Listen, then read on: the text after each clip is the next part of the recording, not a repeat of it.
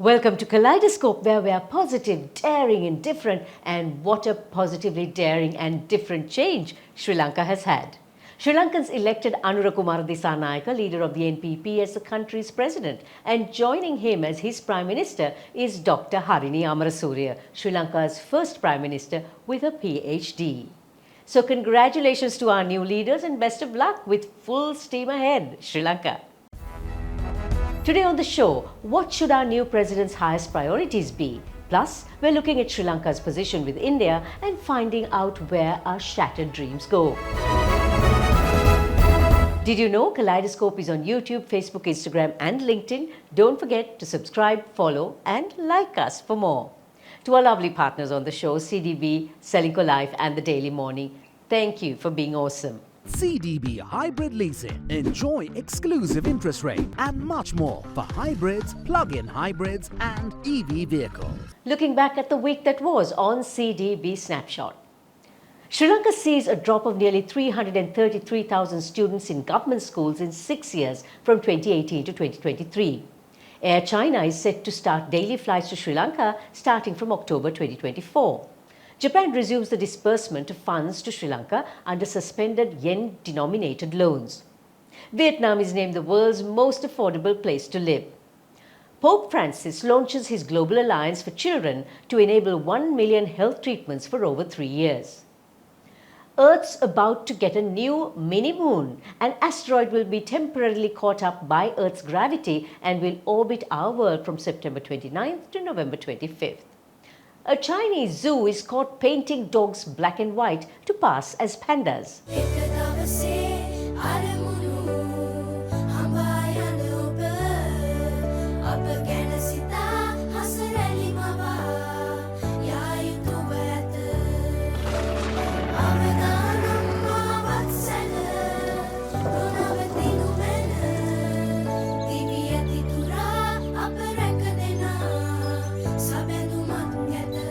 You focus on your goals. We will take care of the risks. Srilanka Life. Welcome to Srilanka Life News Capsule. Sri Lanka swore in her 9th executive president and first female prime minister in 24 years this week. As President Anura Kumara Dissanayake takes over a nation that has had unprecedented economic and social woes, no one would deny that his plate is full, but he would have to prioritize his focus. Spelling these out is Professor Shanta Devarajan, Professor of the Practice of International Development at Georgetown University, USA, whom I caught up with on Zoom. Shanta, Sri Lanka is in a new era with a new president. What do you think are the priorities he should focus on at this time? Well, I think the priorities for any president of Sri Lanka at this time, regardless of which one was elected, has to be to revive economic growth in the country. The country has come through a very painful process of stabilization. But the problem is that the economy is still not growing very rapidly. In fact, we've had negative growth for 2 years, 2022 and 2023, and it's only in the last 4 quarters has there been positive growth. And so I think the highest priority has to be to generate rapid economic growth over the medium term, over the next 5 to 10 years. And the focus of not just the president, but the administration has to be on those policies that are going to create economic growth. The most important thing is to open up the economy to foreign trade. We need to have a second wave of trade reform, opening up the economy to trade, to unleash the entrepreneurial spirit of the Sri Lankan entrepreneurs and enable this economy to grow. Now, maybe more specifically, I would say that there are at least two other items on the agenda that are unfinished from the previous administration, but they're part of the reform program that I would attach very high importance to. One is the reform of the state-owned enterprises. One of the reasons why we've had lackluster growth is that Sri Lanka has these state-owned enterprises, most notably the Sri Lankan Airline, which are really depleting the treasury. And then finally, the other what I would attach a high priority to is tax reform. Sri Lanka still has a very low tax to GDP ratio. In fact, that's one of the reasons why we had this crisis back in 2022. Tax to GDP ratio now is about 9 point something, but we need to get it much higher than that. I mean, comparable countries have tax to GDP ratios of 15% or 16%. And Sri Lanka used to have a tax to GDP ratio close to 20%. So we can do it. These are some quick market sketches for the week. The Colombo Stock Exchange finally witnessed a turnaround, with both indices recording gains. The average daily turnover doubled and moved to over 2 billion rupees. The market price earnings ratio continues to look attractive at 7.7 times earnings. Even as China announced its most aggressive economic stimulus since the pandemic, it failed to drive more fuel demand growth in the world's largest crude importer. WTI crude continues to fall towards $71 per barrel. Gold prices have surged by more than 27% this year and is at historical highs of over $2,650 per ounce, benefiting from looser central bank monetary policy and pockets of geopolitical tension. Here are the winning images of the Bird Photographer of the Year 2024, with Patricia Honamillo being the overall winner. Disney spends around $50 million every year on fireworks. That's over $130,000 every single day.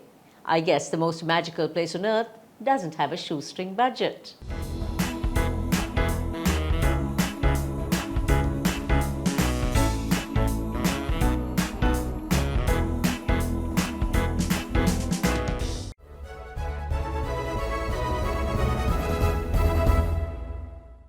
Sri Lanka sits very close to one of the largest economies in the world, but besides India having been quite an influence on Sri Lanka since ancient times, Sri Lanka is also vulnerable for any decisions taken by India from a geopolitical stance. When Indian PM Narendra Modi rolled out his 3.0 strategy, Sri Lanka may not have focused too much on the implications of that plan on Sri Lanka, but maybe we should. On Let's Talk today, we bring back Nilandan Nirudhan, the Executive Director of the Centre for Law and Security Studies, a defence analyst and commentator on global and national security, to add some perspectives on the Modi 3.0 plan and other geopolitical implications. So welcome, Nilandan. Good to have you on the show once again. Thank you. Narendra Modi has been marching in with great confidence with his Modi 3.0 strategy. What are the salient points in this? So there are three salient points here. The first is that Modi plans to continue with the geopolitical outreach that was already planned out earlier. The second is that in terms of local economic factors, there seems to be a sharper intent to tackle on all those problems head on. And the third is similar to the first point, maintaining India's role as a swing state, as a neutral party of sort that can perhaps even mediate in international conflicts.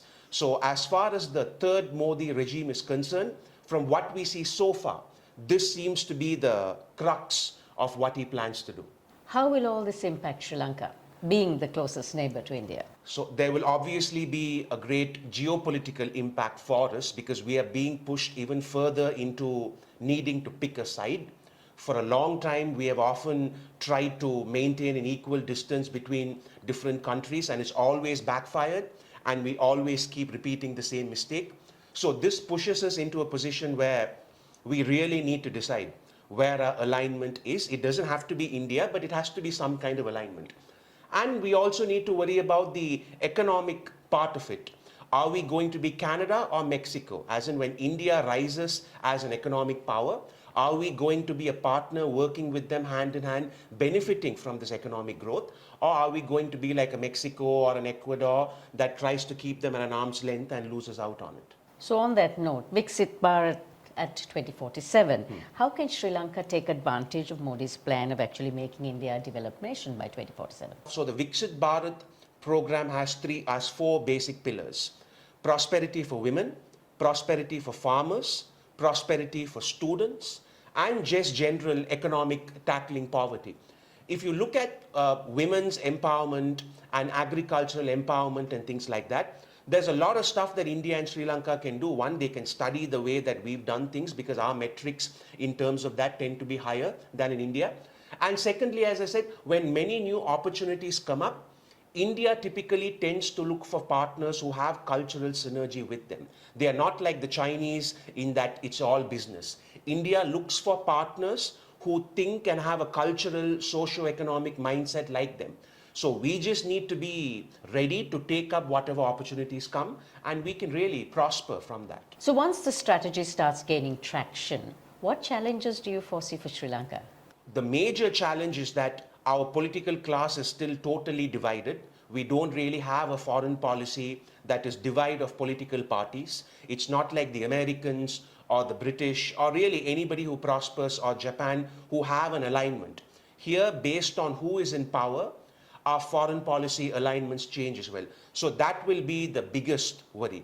The second is that as a smaller nation, there's nothing that we can do to prevent larger nations from exercising their power and influence here.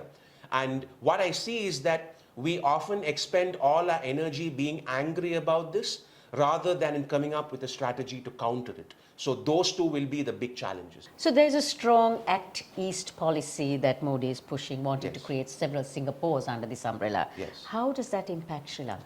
So it impacts Sri Lanka, first of all, in the way that I said earlier, in that when India's economic outreach starts having beneficiaries all over the world, Sri Lanka has a good opportunity to be one of those beneficiaries, economic beneficiaries. But the trickier thing here is that the Act East policy is itself an Indian geopolitical game with China, where India is trying to, so Prime Minister Modi's visit to Brunei and Singapore, this was all a part of India's Act East and Look East policy. And that's being done to counter China. So to what extent can we be a part of that and face the Chinese when we need to ask the Chinese for some kind of help? That will be a challenge. But economically, it's something that we do need to embrace. It's diplomatically that we will start having to walk a tightrope. And we have no choice. We just have to do it. Interesting times ahead. Certainly, yes.